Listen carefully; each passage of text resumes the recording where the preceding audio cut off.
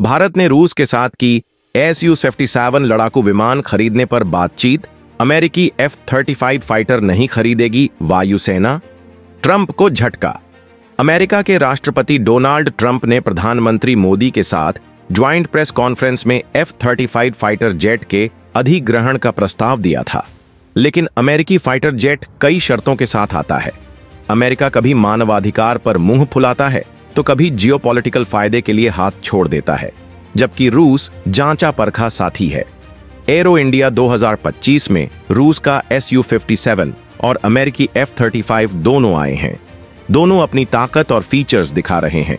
भारतीय सैन्य अधिकारियों और सरकार को इसके जरिए इंप्रेस करने की कोशिश कर रहे हैं, लेकिन भारत के लिए यह जानना जरूरी है कि दोनों में से कौन उसके लिए बेहतर है। डोनाल्ड ट्रंप भारत पर F-35 स्टील्थ फाइटर जेट के अधिग्रहण के लिए भारत पर दबाव बनाने की कोशिश कर रहे हैं, लेकिन इस बीच रिपोर्ट है कि भारत और रूस के बीच Su-57 पांचवीं पीढ़ी के लड़ाकू विमान के अधिग्रहण को लेकर बातचीत हुई है। यानी भारत ने साफ कर दिया है कि वो किसी भी प्रेशर के आगे झुकने वाला नहीं है और भारतीय सेना वही फैसला करेगी जो देश हित में होगी। रिपोर्ट के मुताबिक मॉस्को और दिल्ली के बीच Su-57 को लेकर उस वक्त बातचीत की गई है जब डोनाल्ड ट्रंप ने भी भारत को अमेरिकी एडवांस 5th जनरेशन लड़ाकू विमान F-35 लाइटनिंग का ऑफर दिया था। चीन और पाकिस्तान लगातार अपनी वायुसेना को एडवांस बनाने के लिए काम कर रहे हैं। पाकिस्तान ने चीन से J-35 स्टील्थ लड़ाकू विमान खरीदने की भी घोषणा कर रखी है, लिहाजा भारत पर भी अपने बेड़े में स्टील्थ फाइटर जेट को शामिल करने का प्रेशर है। अमेरिकी एडवांस F-35 लड़ाकू विमान के विपरीत रूसी Su-57 ही भारत के लिए विकल्प है। भारत को अगर 5th जनरेशन लड़ाकू विमान खरीदना है तो इन्हीं दोनों में से किसी एक के साथ जाना होगा, लेकिन अमेरिकी फाइटर जेट हमेशा कई शर्तों के साथ आते हैं। अमेरिका कई सीमाओं में बांधकर उनका सौदा करता है। हम अभी देख ही रहे हैं कि कैसे तेजस फाइटर जेट का इंजन देने में अमेरिका बहानेबाजी कर रहा है। अमेरिकी कभी मानवाधिकार को लेकर मुंह फुलाता है तो कभी जियोपॉलिटिक्स में भारत से समर्थन नहीं मिलने पर नाराज हो जाता है। ऐसे में एक्सपर्ट्स हमेशा अमेरिकी हथियारों को लेकर सशंकित रहे हैं। दुनिया में अभी सिर्फ 3 देशों के पास ही स्टील्थ फाइटर हैं: अमेरिका, रूस और चीन। तुर्की भी जल्द ही इस क्लब में शामिल हो जाएगा जब वो Kayan प्रोजेक्ट को फाइनल कर लेगा। Kayan के तहत तुर्की 5वीं पीढ़ी के जेट्स का निर्माण कर रहा है और ऐसी रिपोर्ट्स हैं कि तुर्की में प्रोडक्शन शुरू हो चुका है। दूसरी तरफ अमेरिका अक्सर कई मुद्दों को लेकर भारत पर प्रतिबंध लगाने की धमकियां देता आया है। पश्चिमी देश प्रतिबंध को हथियार की तरह इस्तेमाल करते हैं और परमाणु परीक्षण के वक्त भारत इसे झेल भी चुका है। भारत और अमेरिका के बीच भले ही रणनीतिक संबंध बन चुके हों, लेकिन अभी भी दोनों देशों के बीच विश्वास भरा रिश्ता नहीं बना है।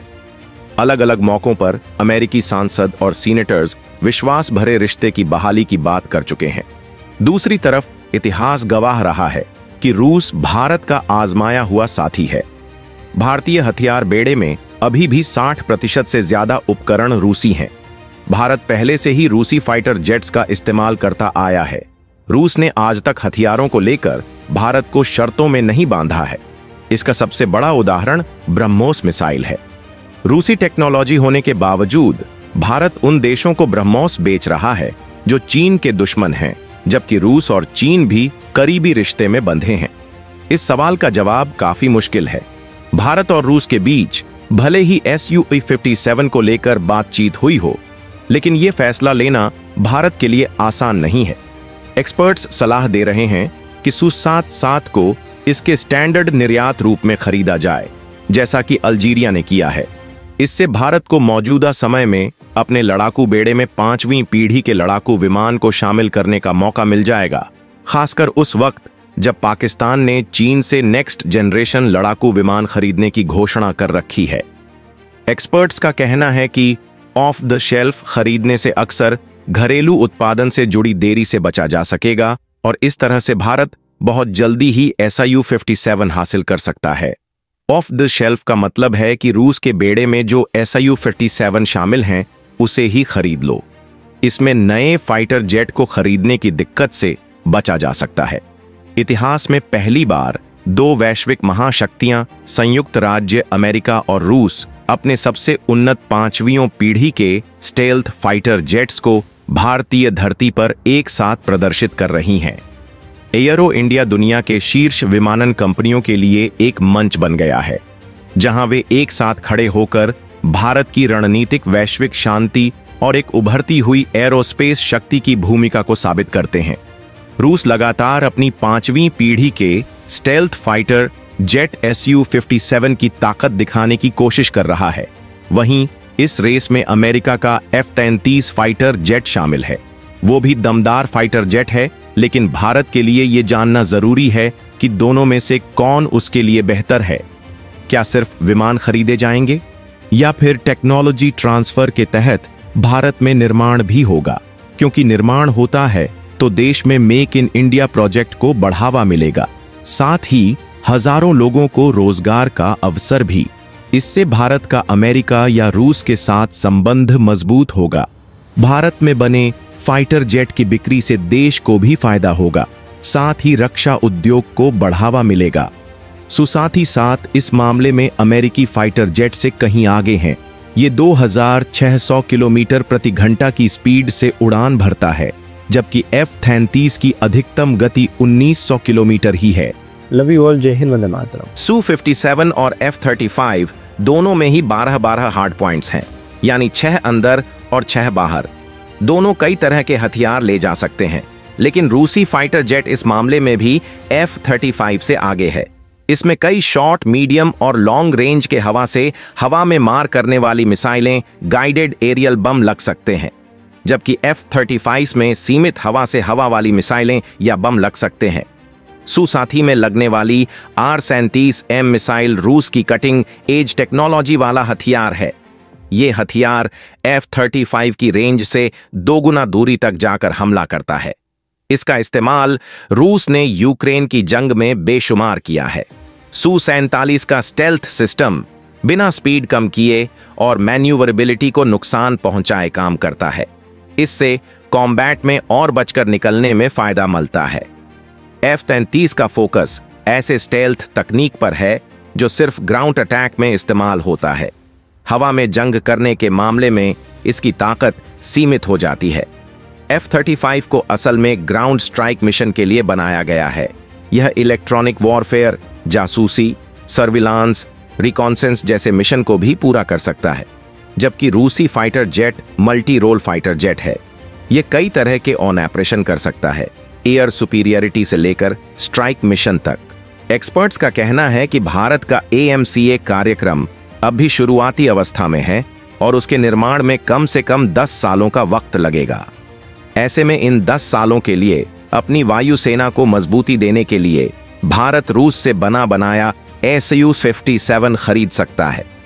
इसके अलावा एक्सपर्ट्स का कहना है कि भारत के लिए दूसरा विकल्प लाइसेंस उत्पादन हो सकता है, यानी भारत अपनी तात्कालिक जरूरतों को ध्यान में रखकर कुछ संख्या में विमानों का निर्माण कर ले और उसके बाद घरेलू स्तर पर उत्पादन बढ़ाने पर काम शुरू करे। इससे भारत को विदेशी आयात पर अपनी निर्भरता कम करने और अपनी खुद की डिफेंस इंडस्ट्री बनाने में भी मदद मिलेगी। भारत Su-30 MKI लड़ाकू विमान के लिए रूस के साथ इसी तरह का सौदा कर चुका है। प्रधानमंत्री नरेंद्र मोदी और अमेरिका के राष्ट्रपति डोनाल्ड ट्रंप के बीच व्हाइट हाउस में एक शानदार मुलाकात हुई है। बैठक से पहले ही अंदाजा लगाया जा रहा था कि इस द्विपक्षीय बैठक के दौरान राष्ट्रपति ट्रंप भारत को अमेरिकी stealth fighter jet F-35 offer कर सकते हैं। उन्होंने ऐसा किया भी। राष्ट्रपति ट्रंप ने प्रधानमंत्री मोदी के साथ ज्वाइंट प्रेस कॉन्फ्रेंस को संबोधित करते हुए कहा कि अमेरिका भारत को F-35 स्टील्थ फाइटर्स मुहैया कराएगा। डोनाल्ड ट्रंप ने कहा कि भारत के साथ इस साल हम कई अरब डॉलर का सैन्य खर्च बढ़ाएंगे। हम भारत को F-35 स्टील्थ फाइटर्स मुहैया कराने का रास्ता भी तैयार कर रहे हैं। डोनाल्ड ट्रंप ने इसके अलावा कहा कि 2017 में मेरे प्रशासन ने क्वाड सुरक्षा साझेदारी को फिर से जिंदा किया था और आज हमारी बैठक में PM और मैंने अमेरिका, भारत, ऑस्ट्रेलिया और जापान के बीच मजबूत सहयोग की पुष्टि की है। डोनाल्ड ट्रंप ने भारत को अमेरिकी स्टील्थ फाइटर जेट को लेकर उस वक्त ऑफर दिया है जब रूस भी चाहता है कि भारत उससे स्टील्थ फाइटर जेट Su-57 खरीदे।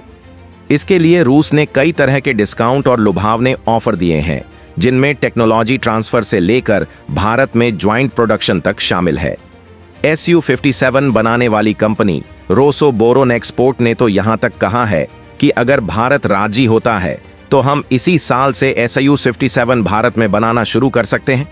जिसके बाद सवाल है कि आखिर भारत F-35 और Su-57 के बीच कौन से फाइटर जेट को चुनेगा।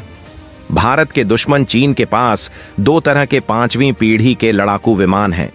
वहीं दुनिया में भी सिर्फ 3 देशों के पास ही फिलहाल 5वीं पीढ़ी के लड़ाकू विमान हैं: अमेरिका, चीन और रूस। तुर्की 5th जनरेशन फाइटर जेट कान का निर्माण कर रहा है। वो उसके प्रोटोटाइप का परीक्षण कर चुका है। पाकिस्तान ने चीन से 5वीं पीढ़ी के लड़ाकू विमान खरीदने की घोषणा की है। ऐसे में भारत पर प्रेशर बन रहा है। बाइडेन प्रशासन ने अपने कार्यकाल के दौरान F-25 का ऑफर भारत को नहीं दिया था। एक्सपर्ट्स का मानना है कि अमेरिकी हथियार कई सारे शर्तों के साथ आते हैं, लिहाजा भारत को हिचकिचाहट रहती है। लेकिन रूसी हथियारों का भारत लंबे समय से इस्तेमाल करता रहा है। भारत में अभी भी 60% से ज्यादा रूसी हथियार हैं। ऐसे में सरकार के लिए फैसला लेना आसान नहीं होगा।